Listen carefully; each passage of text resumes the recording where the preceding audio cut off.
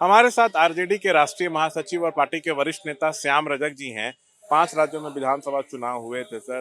राजस्थान, छत्तीसगढ़ और मध्य प्रदेश में कांग्रेस हार गई। अब जेडीयू की तरफ से कहा जा रहा है, जेडीयू के बड़े बड़े मंत्री कह रहे हैं कि ये कांग्रेस की हार है, इंडिया गठबंधन की हार नहीं है। जितने भी दल थे इंडिया गठबंधन के, उनकी अनदेखी कांग्रेस ने इस चुनाव में की। ना हम लोगों को प्रचार में बुलाया गया। अगर एकजुट होकर लड़ते प्रचार में इंडिया गठबंधन के अन्य दलों को बुलाया जाता तो तस्वीर कुछ और होती। मेरा ये मानना है और यही सच्चाई भी है कि वहाँ इंडिया गठबंधन चुनाव नहीं लड़ रहा था। वो चुनाव कांग्रेस वर्सेस बीजेपी थी। इंडिया गठबंधन तो उसमें कोई भूमिका ही नहीं थी। भूमिका थी कांग्रेस की और वहाँ कांग्रेस के उम्मीदवार बनाए गए थे। कांग्रेस ने अपना फैसला लिया था। उसमें अन्य जो दल है, जो इंडिया गठबंधन है, उनकी न कोई भागीदारी थी, न उनका कोई उनके तय करने में कोई उनका रोल था। जब नहीं था तो इंडिया गठबंधन से पूछने का, ना पूछने का कोई सवाल ही कहाँ है। ये हार है, ये स्पष्ट है कि हार हुई है और ये आत्ममंथन की जरूरत है, समीक्षा की जरूरत है। और उस समय भी कहा गया था कि इस चुनाव के बाद इंडिया गठबंधन की मीटिंग होगी, जो 6 तारीख को मीटिंग भी है, और आगे की भूमिका के लिए हम लोग तय करेंगे, रणनीति तय करेंगे।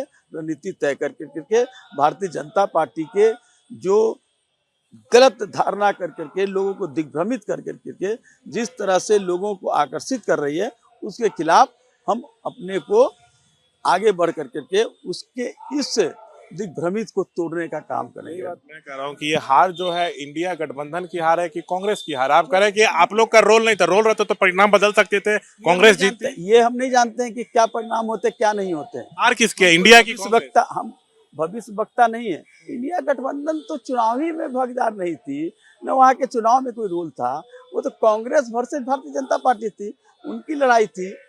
इंडिया गठबंधन का तो कोई भूमिका ही नहीं थी। एक जेडीयू के मंत्री मांग उठा रहे हैं कि नीतीश का नाम आगे किया जाए, लंबा अनुभव है, उनको अगर पीएम कैंडिडेट बनाया जा सकता है, अगर बनाया जाता है तो 24 में बड़ी जीत हो सकती है इंडिया गठबंधन की। पीएम मोदी को वो टक्कर दे सकते हो। तो आप क्या चाहते हैं कि नीतीश को पीएम कैंडिडेट इंडिया गठबंधन का बनाया जाए? ये तो बिहार के लोगों के लिए खुशखबरी होगी, क्योंकि मेरे में देश निर्माण के साथ साथ बिहार की अस्मिता के लिए भी हम लड़ाई लड़ते हैं और बिहार के पहचान के लिए लड़ते हैं।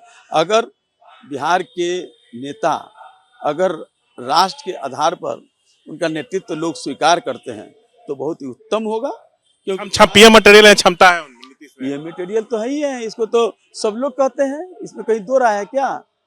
उनके कार्य पद्धति, उनकी समाजवादी विचार, उनकी जो विचारधारा, ये सारे चीज है जो राष्ट्र के हित में और देश के जो आवाम है, जो गरीब है, उसके हित में करते हैं। आखिरी सवाल, नीतीश का हेल्थ बुलेटिन जारी करने की मांग उठ रही है। कहा जा रहा है कि अस्वस्थ है, गिरिराज और मांझी करे, तो क्या आपको लगता है कि स्वास्थ्य पे सियासत होना चाहिए? मुझे कोई जानकारी नहीं है इसके बारे में, तो माननीय मुख्यमंत्री जी बताएंगे या जो कह रहे हैं वो बताएंगे।